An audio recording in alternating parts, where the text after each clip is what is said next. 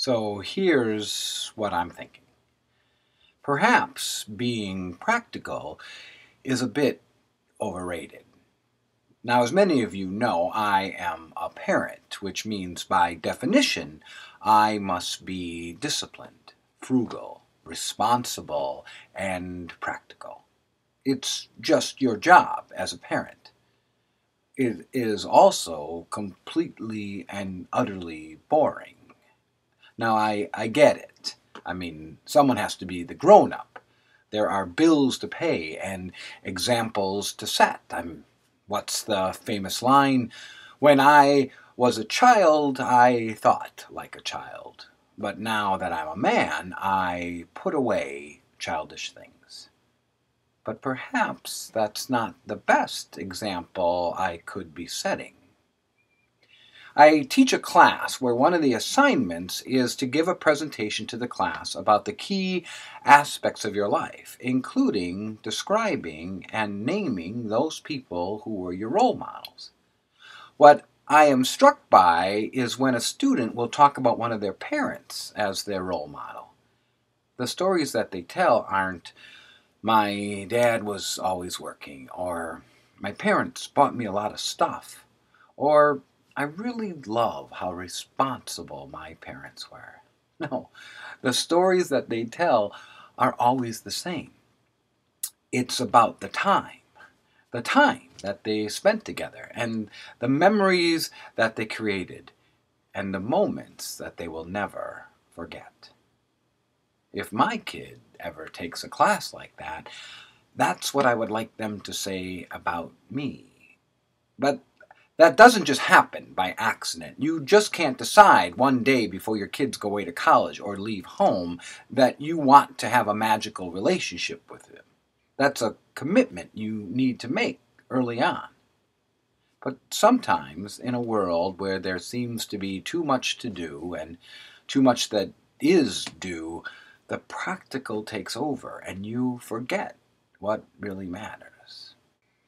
This is a photo from a couple of months ago. It has become one of my favorites. Not because it has a great composition or even a great view. I mean, hell, I'm not even in it. But the story behind this photo? Yeah, I'm in that. Let me explain. So I had to go to Florida to do this training at the University of Tampa, and rather than go by myself, I invited my 13-year-old son, Hank, to go with me. I told Hank that this wasn't going to be some kind of vacation, but still, we would have a plane ride together, be able to stay in a hotel, see a new city and a college campus. It would be fun. The thing was, when it came time for us to go on our trip, Hurricane Isaac was just going over Cuba and then across Florida and heading right for Tampa. When it was time for our flight to go, however, nobody really quite knew which direction the hurricane was going. And since we were flying in and out of Orlando, which currently had weather that was just fine, off we went on our flight. When we landed in Florida, Hank and I went out to eat. We saw a movie, we checked into our hotel, and that's when we got the phone call. It was the university calling to say that the hurricane was heading right for Tampa, and they had already just canceled the first day of the Republican convention, and the campus just thought that it would be better and safer if my son and I weren't driving toward campus in the middle of a big storm, or that their students had to try to get to some event. And so we decided right then to reschedule for another time. And that's when the rain started. The rain started. I now understood the term torrential downpour. I told Hank what had happened and to get some sleep and that we would make a plan in the morning. And after he went to bed, I got out my laptop and I started looking into trying to rebook our plane ticket so we could get home a day earlier now that our training was canceled. I thought for a second about maybe trying to do something fun. Come on, we were in Florida. It's a paradise for vacationers, but the rain pounding on the window made me stop looking. I gave up and went to bed. The next morning when Hank got up, he saw that I had the Weather Channel on, and he heard the announcer say that the storm was about to last all day. I told him what I had found out, that the 11 o'clock flight back home was already sold out, but there was a pretty good chance that if we got on the 2 o'clock flight, we could go stand by and perhaps be home in time for dinner. I could see the disappointment on Hank's face. So I told him, Hank, I'm really sorry it's worked out this way. I know we thought we'd have a whole another day in Florida, but there really isn't any reason to stay here anymore. Luckily, as my head was saying this, my heart spoke up. There really is no practical reason to stay here in Florida. So I regrouped quickly. You know, Hank, we weren't planning on going home until tomorrow anyway. Maybe we just stay here for the day and make the best of it. I could tell from Hank's face that staying here was much more exciting to him than going home. Wow, he said. You know what would be really great? Wouldn't Gracie and Sam, his siblings, be so jealous if we did something completely outrageous and ended up going to Disneyland? Yeah, I agreed. We hadn't been to Disneyland since he was a kid.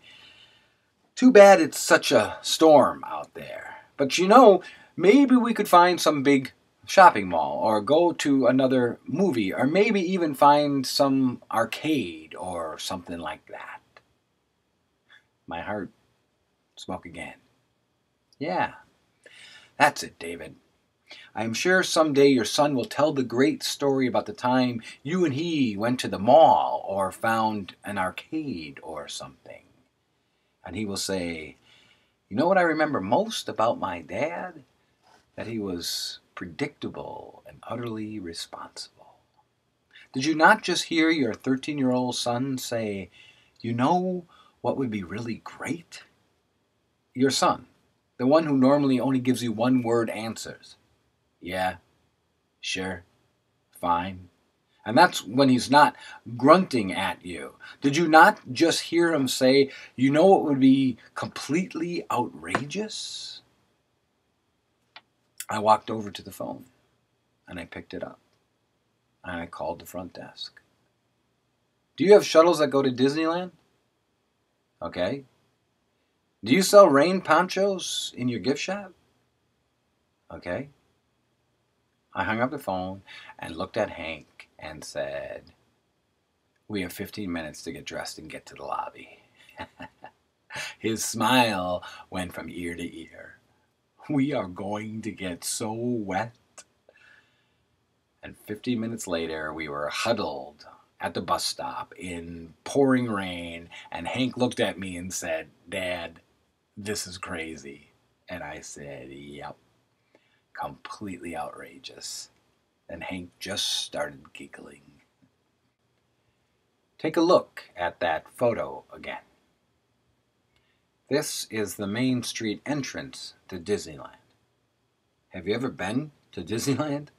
You can love it or you can hate it, but the one thing you can always count on is that it's packed. I mean, wall-to-wall people. Take a look. There are about 11 other people there that day. I hope they had half the fun that we did. I am glad that I was an irresponsible parent that day. I am glad I didn't listen to my head. Because what I ended up with was a fantastic moment and a fantastic memory with my son. I have a quote that I like that says, everything in moderation, including moderation. Becoming Oogway means living a little less practically and a little more outrageously. It means being about the moments and the memories and not the money. Becoming Oogway means that the legacy that we leave will be about the stories that we tell. But I need to remember that. I need to remember that when my kids say, come out and play, and I'm about to say, I'd love to, but I can't, I need to think about what I want my kids to say about me someday. And I need to listen to their words, especially when they're saying, you know, what would be really great? When I was a child, I thought like a child. But when I became a man, I put away childish things. Maybe it's a good idea to remember where I put them away. Every once in a while, I might want to bring them back out again.